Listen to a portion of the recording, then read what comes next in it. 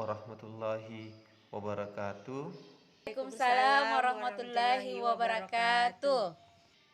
Puji syukur kita panjatkan atas kehadiran Allah Subhanahu wa taala karena pada pagi hari ini kita masih diberi nikmat kesehatan dan kesempatan meskipun sekarang ini kita berada di tengah-tengah wabah COVID-19, dan mari kita sama-sama berdoa semoga virus COVID-19 ini segera berakhir. Amin ya rabbal alamin. Sekarang kita sudah memasuki materi kelistrikan dalam sistem saraf. Jadi di sini tujuan kita pada hari ini kita akan mempelajari tentang bagaimana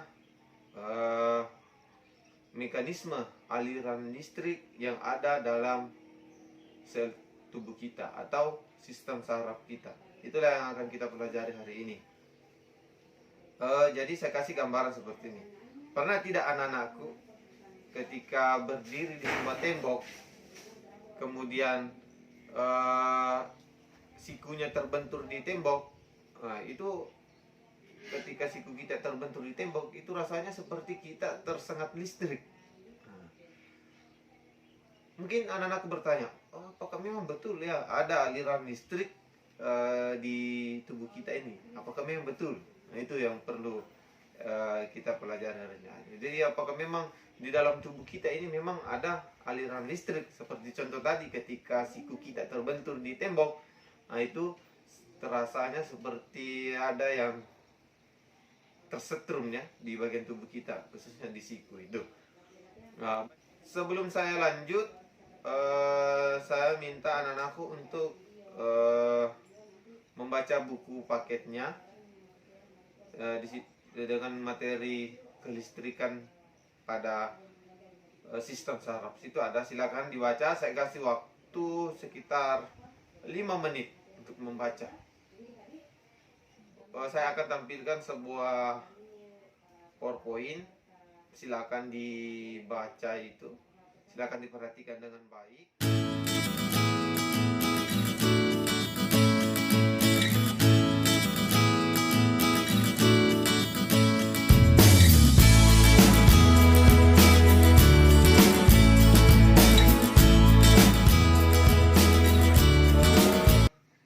Bagian-bagian sel saraf. Jadi yang pertama itu bagian sel saraf ada yang kita sebut dengan dendrit. Nah, jadi dendrit ini merupakan percabangan dari badan sel saraf yang berupa tonjolan sitoplasma yang pendek dan bercabang-cabang.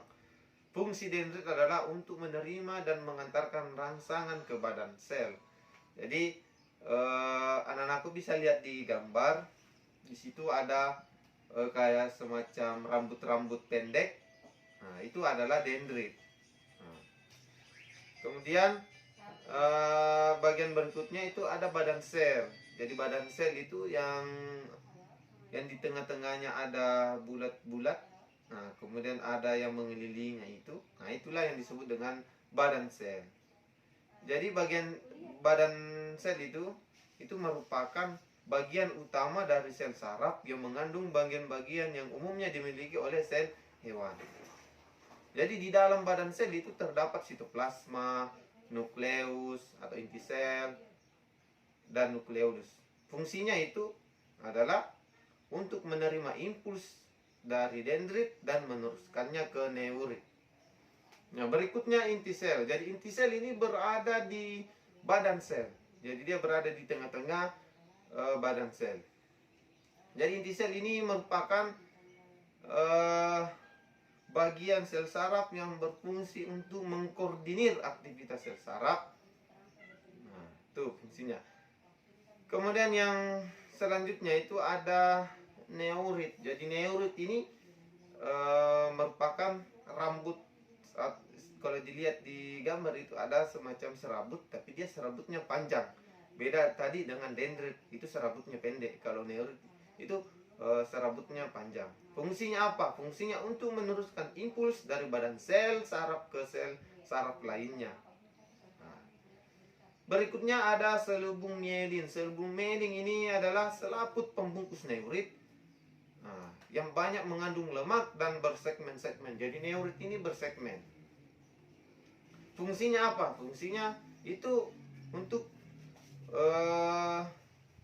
jadi fungsi dari selubung mielin itu untuk melindungi neurit dari kerusakan dan mencegah impuls yang bocor. Nah, berikutnya ada SELS1. Jadi anak-anak bisa lihat di slide gambar, itu ada SELS1, di mana SELS1 ini berada di dalam selubung mielin. Nah, jadi mengapa dikatakan SELS1? Karena dia ditemukan oleh ilmuwan yang namanya Giderswan. Nah, itu ilmuwan dari Jerman. Apa fungsinya? Fungsinya adalah untuk mempercepat jalannya impuls, membantu menyediakan makanan untuk neurit dan membantu regenerasi neurit. Tuh. Oke. Jadi apa hubungannya aliran listrik dengan sistem saraf? Jadi di sini adalah materi pentingnya ya. Jadi listrik yang mengalir di tubuh kita itu bukan seperti listrik yang pada umumnya yang sering kita temukan ketika menyalakan lampu atau mencolok kulkas atau mencolok cas di HP. Bukan aliran listrik seperti itu yang dimaksud. Aliran listrik pada tubuh kita itu contohnya itu ketika manusia menerima stimulus dari luar tubuh. Contoh, ketika ada manusia dia terkena api, otomatis apa yang terjadi? Yang terjadi tiba-tiba kita ini akan menghindari api itu dan menjauhinya. Itulah respon kita. Nah, pada saat itu ada aliran listrik yang mengalir di dalam tubuh kita. Aliran listriknya berupa apa? Aliran listriknya itu berupa impuls. Jadi impuls ini menyeberang dari sel dari sel saraf yang satu dan dengan sel saraf yang lainnya. Jadi impuls itu mengalir dari sel saraf satu ke sel saraf yang lainnya, itu seperti aliran listrik. Jadi pada saat sel saraf dalam keadaan istirahat atau tidak ada rangsangan, maka bagian luar membran itu mengandung muatan listrik positif, sedangkan bagian membran yang bagian dalam itu mengandung muatan listrik negatif. Nah, pada saat ada rangsangan, maka membran bagian luar itu maka akan terjadi yang namanya dipolarisasi. Jadi dipolarisasi ini terjadi di mana adanya rangsangan sehingga membuat membran yang ada di luar sel saraf itu dalam kondisi negatif, sedangkan yang ada di dalam itu positif, dan ini berganti, bersiklus. Jadi adanya aliran listrik di dalam tubuh kita itu dengan adanya polarisasi dan dipolarisasi ion-ion. Jadi ini yang bergantian sehingga rangsangan bisa diteruskan ke sel saraf yang lainnya. Tuh.